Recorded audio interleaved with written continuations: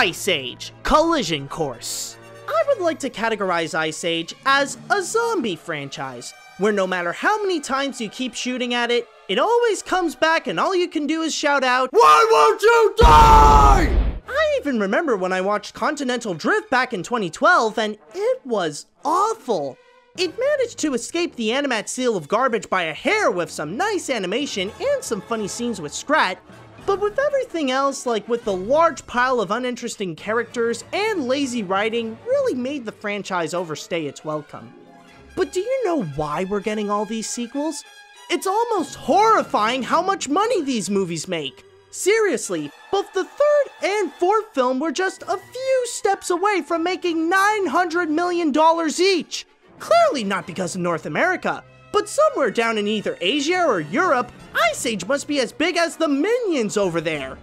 But now that we live in a world where a fifth Ice Age movie exists, will there be any form of redemption for these characters? Or will this prove why there should be an end to this franchise? Let's find out. The story. The movie hits a brand new landmark in the Ice Age franchise, where it has officially ran out of ideas.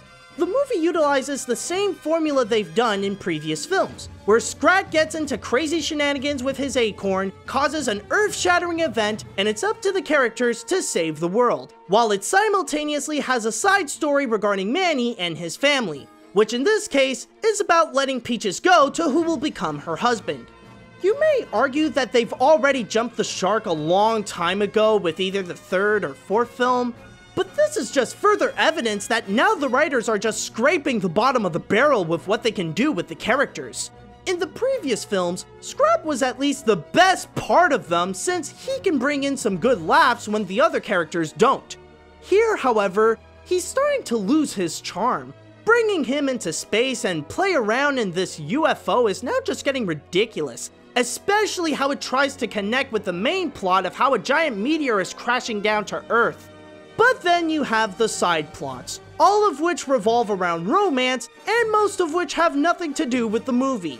Manny's part of letting Peaches go is dull and lazy, where it follows the exact same tropes in many other rom-coms, yet this is actually half of the film. Diego's part with thinking about having kids with Shira goes absolutely nowhere, and the worst and stupidest of them all, the movies need to give Sid a girlfriend. Because if Strange Magic and Hotel Transylvania taught me anything, it's that literally anybody can find true love. Even the most hateable of idiots that deserve death more than a significant other. I'm Brooke. Ooh, such exquisite bone structure. Such a strong jaw. I'm getting butterflies. But speaking of Hotel Transylvania, the way this movie is built is actually very similar to the Sony film, where instead of being a movie like it's supposed to, it rather wants to be this 90-minute cartoon with fast-paced zany animation, a desperate need to be hip with the kids, and giving less to the story and more to the gags, complete with its own Johnny with Julian. However, where Hotel Transylvania can sometimes be funny, this one is absolutely obnoxious. It's rare that a few chuckles would come out of me, but every joke it tries to do is annoying, dumb, and extremely juvenile. What makes the jokes even worse is that it takes away any sort of thrill and suspense that would come out of a movie about the end of the world. Clearly it's not taking itself seriously, and it's easily predictable to what will happen, so why bother about caring what's going on? Oh, by the way, I hope you don't mind that I bring in this guy. This is not okay. This needs to stop now. At this point, I can't even blame the writers or the directors anymore. It shows that they gave up putting in any effort when the job was to make a fifth Ice Age film. The animation. Let me put it this way. The animation itself is not bad. What the animators had to do for this film is not bad either. The biggest issue with the animation is that this is an Ice Age film. Honestly, I like the work that the animators put into this. The character designs are creative, and it's fascinating how Peter DeSev was able to think up a variety of animated prehistoric animals. The character animation is simultaneously smooth and fast-paced, giving a nice use of cartoony animation. The backgrounds are gorgeous and lifelike, especially how they made Geotopia as this crystallized magnetic world. The textures look stunning, and the effects are great with all the moments in space and the use of the meteors. However, when you factor in that this is an Ice Age film, all this work from talented artists feel like they've been entirely wasted into something stupid, and all the positive aspects get overshadowed by it. Just stop. Just stop it. Stop. No, just stop it. Some of the design choices make the characters look weird, like on Brooke. The character animation becomes annoying since the jokes don't work. The backgrounds are either dull since we've already been there so many times in the previous films, or the mere concept of something like Geotopia feels absolutely out of place, and the effects are now being wasted on the dumb gags. We're gonna stop this thing, bada bing, bada boom. Forget I said boom. I kid you not. If anything that came out of this was put into a different animated feature, then the work that's been done here would have been better appreciated. But since the work was put onto Ice Age, not to mention the 5th Ice Age, it makes all the ideas thrown in look bad. The problem with the animation has nothing to do with the animators. They all did a good job. It's just how it was all done for an Ice Age film. The characters. In the last movie, one of the biggest issues is that it values quantity over quality in terms of its characters. In Collision Course, nothing has been learned from last time, and they even bring in more characters. There are way too many to count, and absolutely no one is even likable. All the mammoths are a part of this cliched rom-com side plot, with the new member being a moron. Diego and Shira are pointless. The new villains, the dromaeosaurs, feel like they came out of a Land Before Time sequel, and literally everybody else is a dumb comic relief. It's absolutely mind-blowing how this film is jam-packed with about a dozen characters meant to bring out the humor. Funny enough though, no one is funny. Maybe a few chuckles came out because of Scrat and Granny, but everyone else has to depend on their stupidity, jumping around like they're on caffeine, and move around in many goofy ways, hoping that they could get some kind of laugh from the audience. But instead of making people laugh, they make them irritated.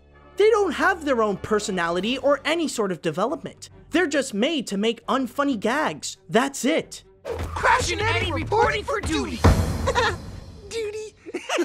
Sid is even more hateable now that his unfunny stupidity is rewarded with a woman for no reason.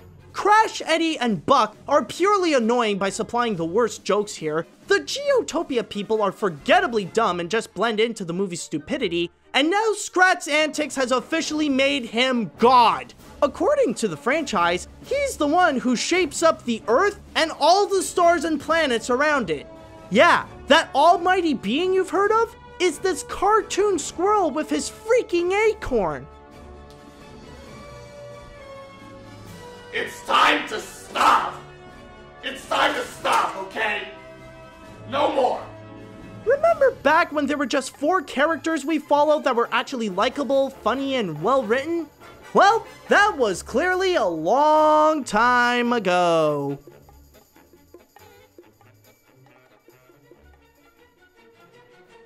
I just want to point this out.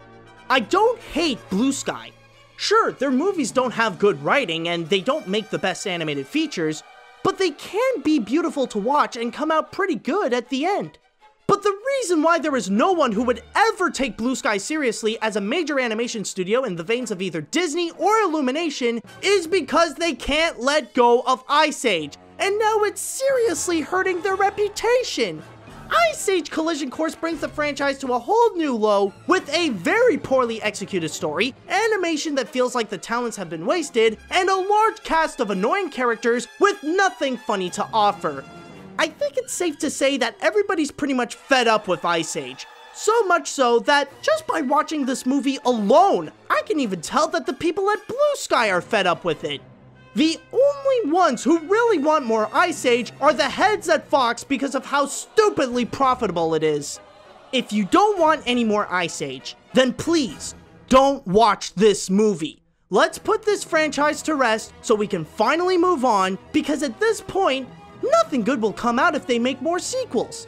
They may have just gotten away from the AniMat's seal of garbage last time, but there's no escaping here.